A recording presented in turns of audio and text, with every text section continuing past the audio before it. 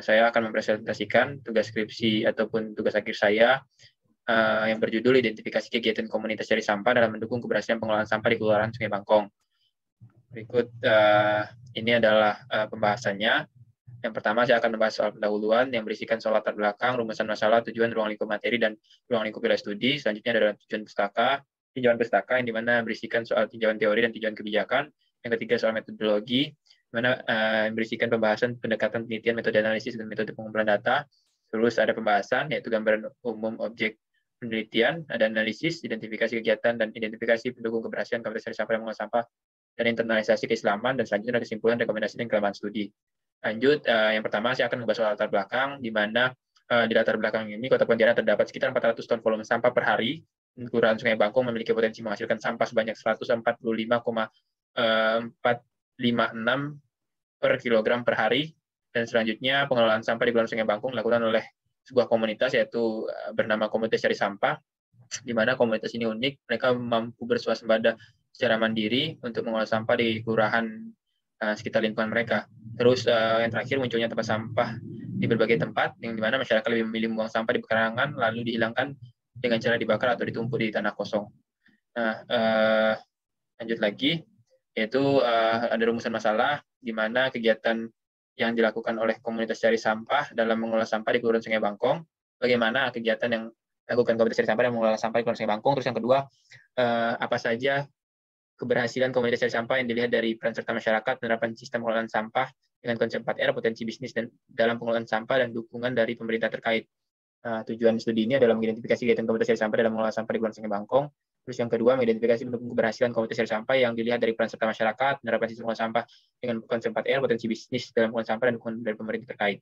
Nah, untuk lingkup wilayahnya dari Kelurahan Sungai Bangkong, di bab pertama tadi sudah dijelaskan terkait tata administrasinya. Terus yang selanjutnya adalah ruang lingkup materi, di mana ruang lingkup materi ini membahas soal pengelolaan sampah rumah tangga yang dilakukan oleh komunitas cari sampah itu sendiri, dan program, aktivitas, serta capaian yang dilakukan oleh komunitas cari sampah. Dan selanjutnya adalah upaya bagaimana si komunitas cari sampah dapat meningkatkan kontribusi masyarakat di lingkungan sekitar. Selanjutnya, bicara soal tinjauan teori, saya mengacu pada faktor pendukung keberhasilan pengelolaan sampah, ada 4, yang dimana yang pertama peran serta masyarakat, penerapan sistem pengelolaan sampah berbasis 4R, reuse, recycle, dan replace.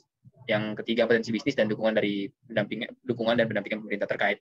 Nah, selanjutnya, tinjauan kebijakan, saya menggunakan Undang-Undang Nomor 18 Tahun 2008 tentang pengelolaan sampah, di mana di situ juga dijelaskan beberapa tahapan, dan saya juga menggunakan Peraturan Wali Kota Nomor 12 Tahun 2021 tentang pengelolaan sampah, di mana setiap orang, badan juga berhak mendapatkan lingkungan yang bersih, indah, nyaman, dan sehat, mendapatkan pelayanan pengelolaan sampah secara baik dan berwawasan lingkungan dan dari pemerintah setempat, dan berperan serta dalam proses penyelenggaraan dan pengawasan pengelolaan sampah, memperoleh informasi yang benar, akurat, tepat waktu mengenai penyelenggaraan pengelolaan sampah, mendapatkan perlindungan dan kompensasi pengelolaan sampah secara baik dan berwawasan lingkungan.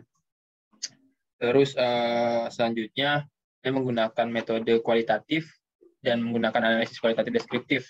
Studi pengumpulan data saya menggunakan studi literatur, observasi, wawancara, dan dokumentasi.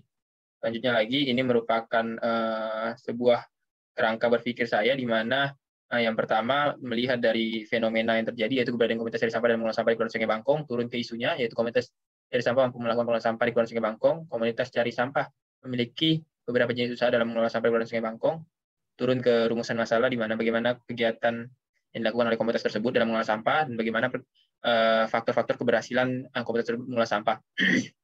Berikut juga landasan hukum yang digunakan, dan selanjutnya tujuannya adalah mengidentifikasi kegiatan komunitas itu sendiri dan mengidentifikasi faktor pendukungnya seperti apa. Untuk studi pengumpulan datanya, studi literatur, observasi, wawancara, dan dokumentasi. Selanjutnya adalah analisis, dan tujuan terakhirnya adalah teridentifikasinya kegiatan komunitas cari sampah dalam mendukung keberhasilan pengelolaan sampah di Kelurahan Sungai Bangkong.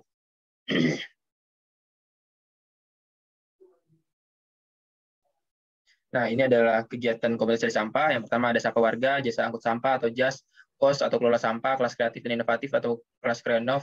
Terus ada Cari Sampah atau Bank Sampah, pembuatan bank sampah milenial, dan yang terakhir adalah step ke-6 Cari Sampah Festival, di mana step by step dari kegiatan komunitas ini juga ternyata masuk ke dalam kategori pengurangan sampah.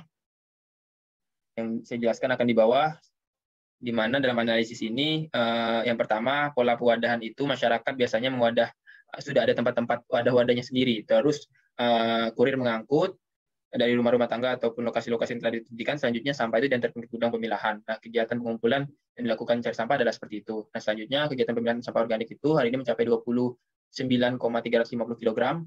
Terus untuk kegiatan anorganiknya baru mencapai 8 ton 250 kilo. Dan untuk pengangkutan sampahnya baru ada 103 tempat. Dan untuk pengelolaan sampah dengan pengangkutnya dalam setahun itu baru 16 ton 460 kilo. Terus lanjut lagi, dan ini adalah